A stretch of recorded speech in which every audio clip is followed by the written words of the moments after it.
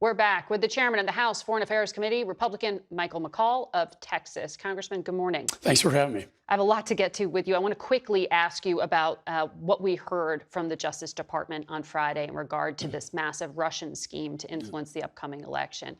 Back in the spring, you took some heat after you said Russian propaganda had infected a good chunk of your party's base, and you blamed right-wing media. It seems like you're being vindicated here, but Donald Trump said yesterday at a rally, he seemed to dismiss all of it. I don't know what it is with poor Russia. Do you have any reason to doubt what the Justice Department and intelligence community said? Look, Russia's been trying to do this, many years. So has China, so has Iran, for that matter. And it's intensified. And I think I didn't blame anybody for it.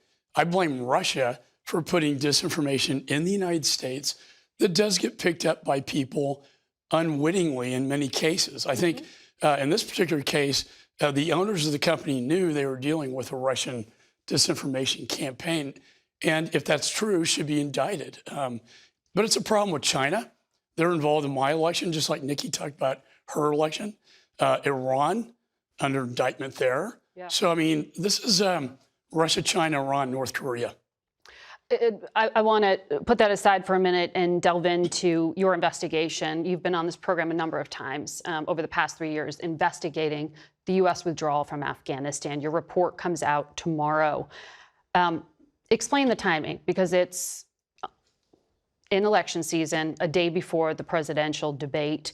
Your ranking member colleague is saying that this is politically motivated, and they didn't even get a copy of the report. Why is that? They're getting a copy of the report today, as is Secretary Blinken, as is the White House. Is this politics, though, in an election year? No, it's taken me 2 years to get to this point because of the obstruction. I've had to serve subpoena after subpoena, move to compel, threaten to, hold the secretary in contempt to get information like after-action reports, all these documents, testimonies that we finally got to. Why is it important right now, Margaret? Because the foreign policy is at stake. What happened after Afghanistan impacted the world. Why? Because Putin responded by invading Ukraine 2 months after Afghanistan fell. Chairman Xi, Putin made an unholy alliance in Beijing, threatening the Pacific now.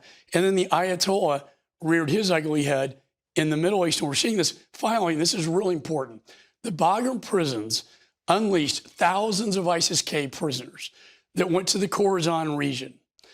8 of those, and that's who we know about, have been detained by the FBI in the United States that got in through the southwest border. This is a failed foreign policy colliding with a failed border policy all at the same time.